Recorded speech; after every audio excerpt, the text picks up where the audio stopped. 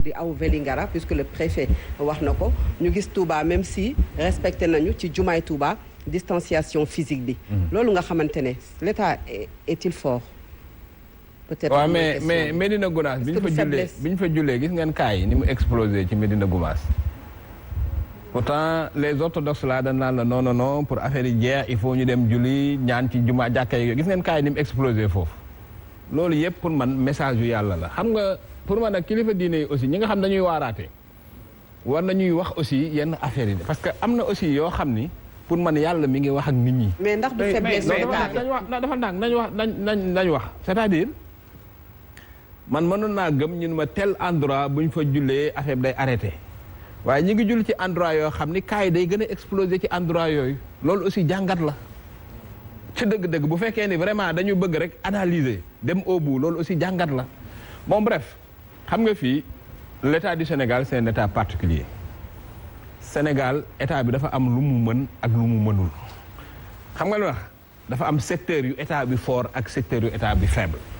c'est ça la réalité c'est-à-dire que lu jëm ci affaire tarixa fii Sénégal dafa sensible maanaam genre équilibre de la terreur équilibre des forces lay dund ak état loolu moom moo fi mas a am. alors yaa ngi wax ni voilà li Karim wax ni neexul la ba neexul mais mooy dëgg. yaa ngi wax ni c'est ça xam nga merci beaucoup c'est ça la réalité c'est-à-dire que mais loolu ku ne xam na ni réalité bu ñu mooñaale Sénégal la. mais gis nga Cheikh tu comprends de sorte que état bi mën na déterminer wu mën na kii mais objectivement dafa am ay limites. on n'a pas un état fort loolu moom c'est évident on n'a pas un état sax ba ñu naan fort ak faible. yaa ngi wax ni président actuellement mi ngi gérer ay crises yu bari ay problèmes yu bari. mais tey moom bu ñu ko déggee day wax nouvel ordre mondial. mais aujourd'hui est-ce que nouvel ordre mondial boobu c'est possible parce que ñu bari ñu ngi wax ni peut-être que ni les puissances aujourd'hui dañu commencer affaiblir mais est-ce que mënuñu ci jaare sax gën a am doole. ah déedéet nouvel ordre mondial bi moom d'accord nouvel ordre mondial bi moom c'est devenu un fait parce que lu doon tàmbali la waaye feebar bi daf ko gën a may doole mu gën a taxaw maanaam ñi jàppoon ni ñoo yor àdduna bi muy États-Unis Union européenne et cetera feebar bi daf leen na nërmel ba wane seen ay faiblesse des pays émergents comme Chine toog France di sarxu Chine à la limite pour am ay masques loolu aussi la feebar bi wane.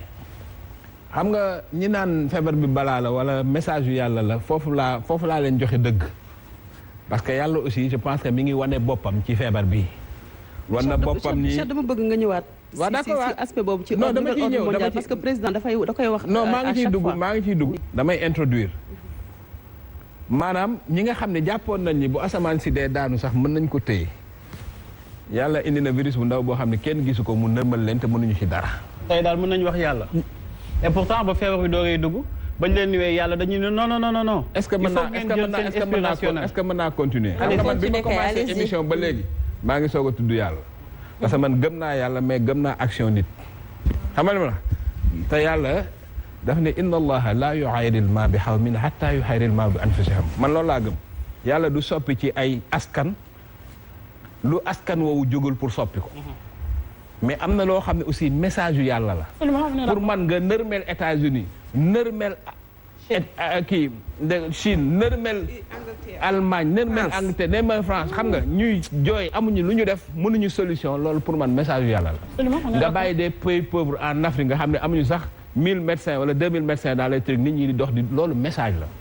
message la mais aussi il y a des réalités. Afrique tey jii. non je sais a une population. très jeune relativement jeune moyenne d'âge c'est 19 ans. waaw loolu xam nañ ko yàlla bu naroon l'inverse kon day indi maladie boo xam ne ay jeunes lay rey. voilà donc loolu xam nañ ko mais li ma bëgg a wax mooy.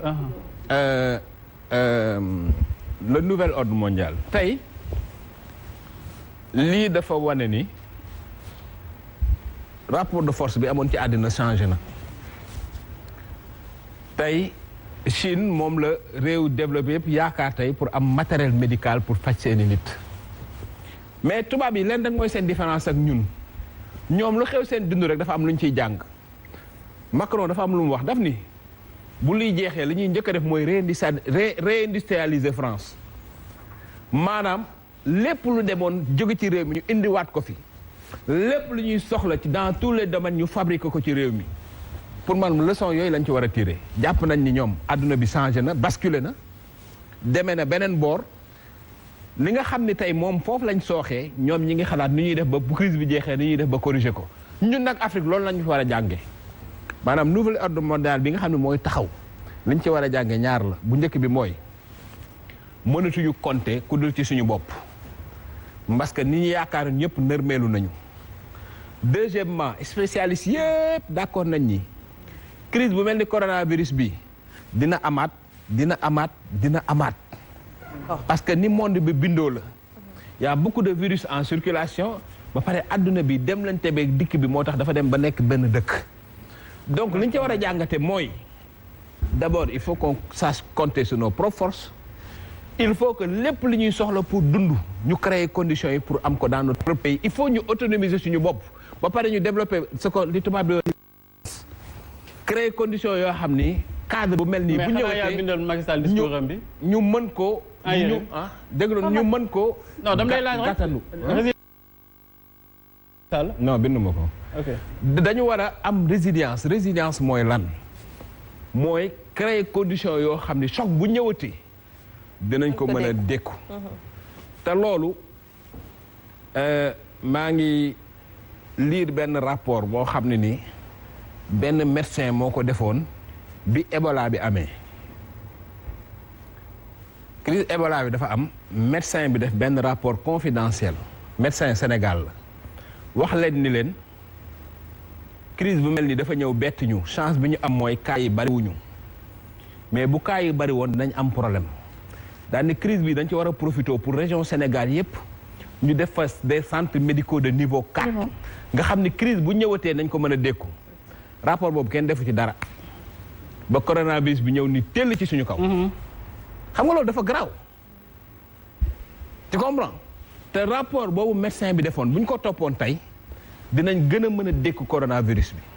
donc liñ ci mën a jàngal rek mooy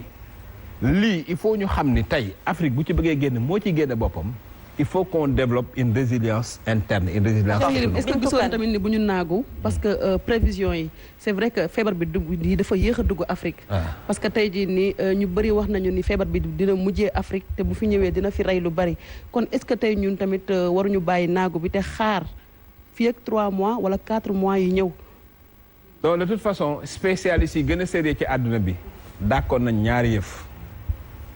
d'accord nañ ni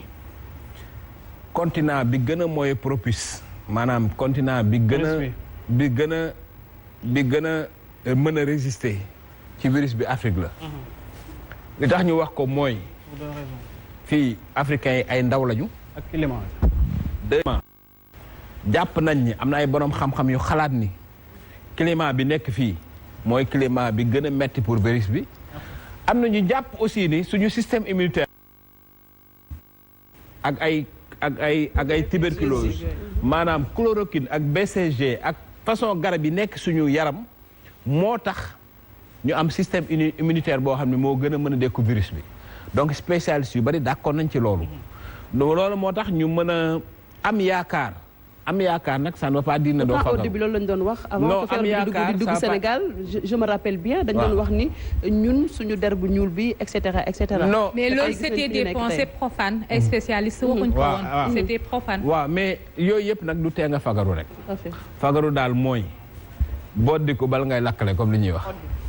voilà l'école sénégalaise aussi a été citée ci décision yi nga xam ne président Sall jël na ko ubbi waat école est-ce que jar nañu sauver année scolaire bi waaw pour man dañoo war a ubbi waat école bi dañ ko war a ubbi waaw c'est juste pour les classes d'examen